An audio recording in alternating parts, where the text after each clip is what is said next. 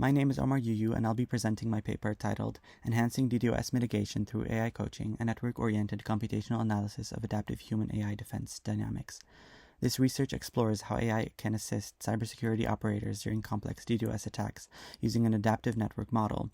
This study compares human-only mitigation with an enhanced model that includes an AI coach and analyzes the outcomes across different scenarios. Here's a quick overview of what I'll be covering. I'll start with an introduction to DDoS attacks, followed by background knowledge on how multi-vector DDoS attacks work and how they're typically mitigated. Then I'll explain the modeling methodology, followed by the designs of both the base model and the AI Coach enhanced model. We'll look at the simulation results, what-if analyses, and risk assessments, and I'll end with the main discussion points of the paper. Distributed denial of service, or DDoS attacks, aim to overwhelm a server or service with traffic, making it unavailable to users.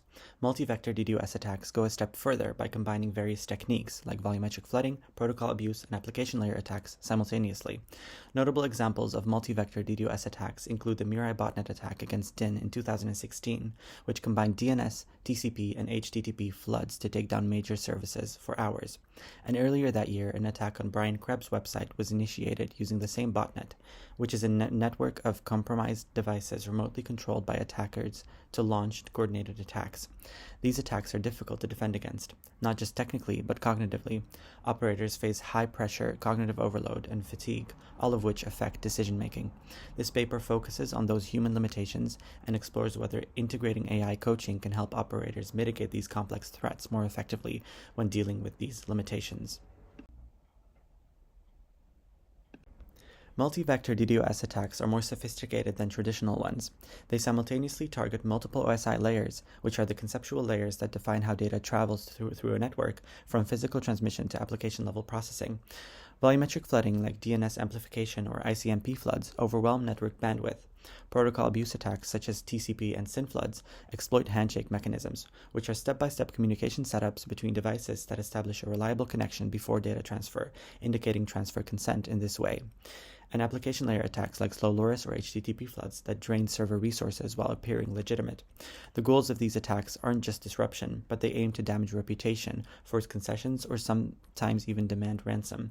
Their unpredictability and blend of techniques make them especially hard to mitigate. In a Security Operations Center, or SOC for short, mitigation typically follows this process. First, anomalies are detected using IDS, or flow analytics, which are security tools that monitor network traffic. IDS detects known threats based on patterns, while flow analytics identify unusual traffic behavior. Secondly, operators inspect traffic sources and logs to assess whether the spike in traffic is malicious. Next, they form beliefs about which attack types are happening, which could be DNS amplifications or TCP floods, etc. Then they determine the overall attack category, like a volumetric attack or an attack on the application layer, to specify the most efficient mitigation methods according to the attack type. Finally, they apply targeted mitigation actions like rate limiting or rerouting via CDN services. This process is time-sensitive and heavily dependent on the operator's judgment. This table outlines specific attack methods and their best countermeasures. For DNS amplification, UDP floods, and ICMP floods, methods like ingress filtering and CDN scrubbing are effective as they block or clean up spoofed or volumetric traffic at the edge of the server. For TCP, SYN, and ACK floods, geo and IP blacklisting and CDN filtering work well, as these attacks target connection tables and firewall states. Application layer attacks like HTTP floods and slow LoRa's require more targeted actions. Rate limiting and web application firewalls are key, as they address request behavior and web content. The match between attack type and mitigation strategy is critical. Misclassification leads to failed defense. Imprecise mitigation can result in blocking legitimate traffic or failing to stop malicious requests, ultimately causing the same outcome as the DDoS attack itself, users being unable to access the server. Humans have strengths in ethical judgment, context awareness, and overseeing specific regulations within organizations, but suffer from stress and fatigue, especially under persistent attacks. According to Dijkstra and Paul, fatigue is one of the most reported issues in cybersecurity operators. On the other hand, AI systems can analyze patterns efficiently and operate 24/7, but they lack adaptability, ethical reasoning, and possess limited regulatory oversight. This paper proposes a bridge, combining human strengths with AI's consistency to improve the mitigation outcomes.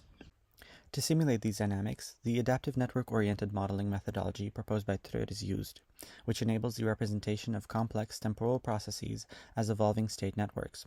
There are 3 levels of reification proposed in this methodology: the base level, which is for modeling observable or mental states; the first-order reification level, which models adaptive states such as connection weights or processing speeds; and the second-order reification level, which enables modeling metaplasticity, which entails modeling adaptive mechanisms that modify the learning or adaptation processes themselves.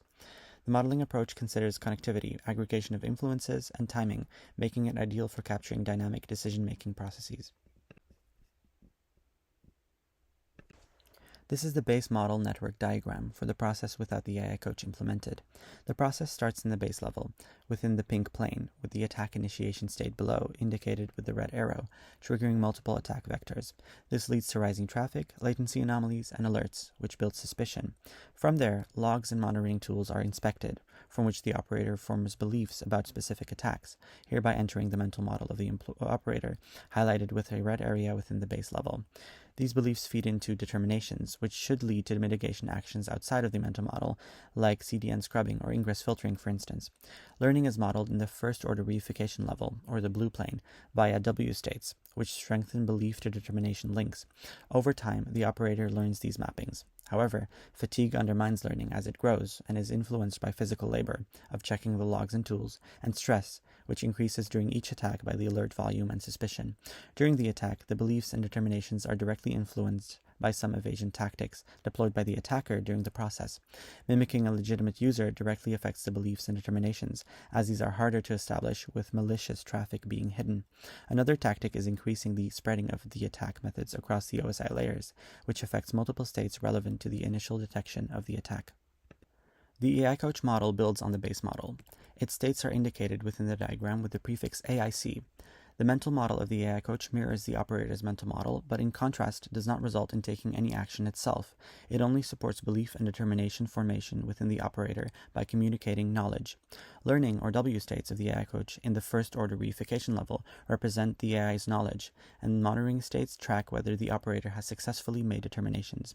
These determinations are accessible to the AI coach as determinations are implicitly recorded within a collaborative platform utilized by the operators within the Security Operations Center to enable proactive and efficient mitigation. If the correct determinations are not established, second-order learning states within the purple plane initiate communication, transferring AI knowledge to the operator's learning states. This avoids redundant help and mimics the realistic process in security operations centers, while enabling the AI coach to intervene only when necessary. The learning states follow a curved trajectory, and the fatigue is the red graph increasing over time. The simulation of the base model shows that the learning states, or W states, rise initially, peaking at around time step 2000, but as fatigue increases, learning declines. By time step 3500, mitigation actions collapse, and learning nears zero at around time step 5000. Dense areas in the plot indicate active detection and response, while sparse areas show a lack of mitigation. This reflects the real-world challenge. Operators' performance drops over time due to fatigue. For clarity, some of the states are omitted from the simulation graph. The simulated states can be seen in the legend at the right. With the AI coach enabled, learning starts similarly but remains stable after time step 3500 due to timely interventions. Mitigation begins earlier at around time step 250 and continues throughout the simulation. The coach's monitoring states and second-order learning states only activate when necessary, which can be seen in the dense area of the graph, ensuring support is context-sensitive and not redundant. The what-if analysis tested 2 if factors: the speed of belief formation and the threshold for making determinations.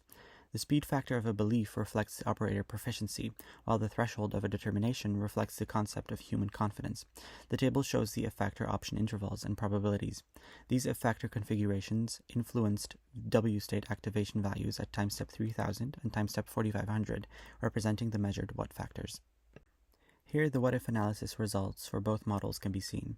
The pink highlighted cells were used for the risk assessment.